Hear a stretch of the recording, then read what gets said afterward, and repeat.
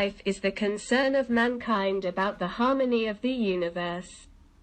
The most complicated and subtle relationship of the surrounding world is destroyed under the pushes of rude and naive decisions of recent centuries. Impacts are both on the material area and on the ethical foundations of the world. Hard, liquid, gaseous waste, greenhouse effects, radioactive radiation and endless wars reduce the resource of the universe to an exponential degree. The ecology of consciousness and morality is no less rapidly deteriorating, displacing soundness and humanity with an infinite amount, specially prepared, surrogate. It is difficult to say what humanity pays more attention to, its perfection or its degradation. All and large amounts are invested in these two poles, accelerating the critical mass of potential difference. Youth, over the past half-century, has become the owner of so many benefits that they have not received over the previous millennia. And the amount of suicide and depressive variations occurs in an avalanche-like stream. What to do? Taya, who mastered the computer, considers himself much smarter than his grandfather, who writes with a fountain pen. The world has changed. Every 5 years it is different. And everything old is thrown from the ship of modernity. Billions of people are growing, for whom shrines that have opened to illiterate shepherds are not worth a penny. There is an illusion that globalism and vulgarity are synonyms. And globalism is therefore already causing fierce resistance. Not only ethnic, not only confessional. Leaders will be countries that will be better than others to create a new lifestyle, include a pause of contemplation in a series of affairs, get rid of a fever of activity, of fornication of labor, which is in our blood. Mandelstam. Pioneers can be both large and small countries, strong and weak.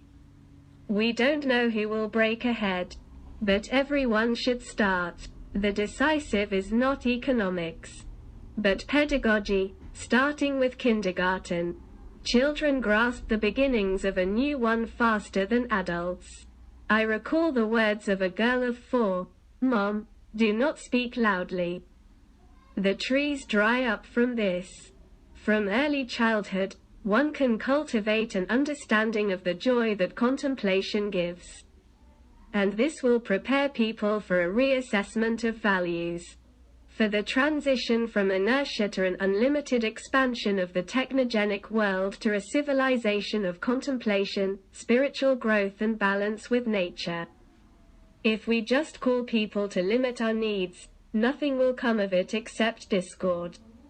Peter nods to Ivan, Europe to America, Asia to Europe. A turn can only be given by the discovery of the value of contemplation, a pause of contemplation in deeds, in dialogues and discussions, in the development of thought. The school cannot be distracted from today, cannot not prepare programmers, lawyers, managers. But today is fleeting, and the current carries it to death.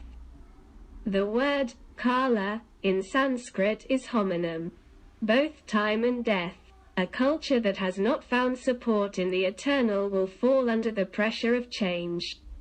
Schools can and should be taught the pause of contemplation, through art, through literature, over time, using television, if it turns to the greatest problem of the century. We need environmentally friendly thoughts, conclusions and decisions. Objective diagnosis of material and mental toxicity is necessary. And radical measures. Let us touch on the urban problem of concentration of people as a toxic factor of mentality and spirituality.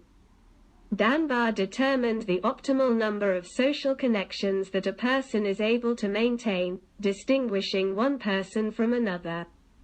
This is due to the mental abilities of intelligence. Various parallel studies lead to a range of 100 to 250. And if you take it as a point of optimality, then a decrease in quantity will lead to an increase in anxiety and sadness.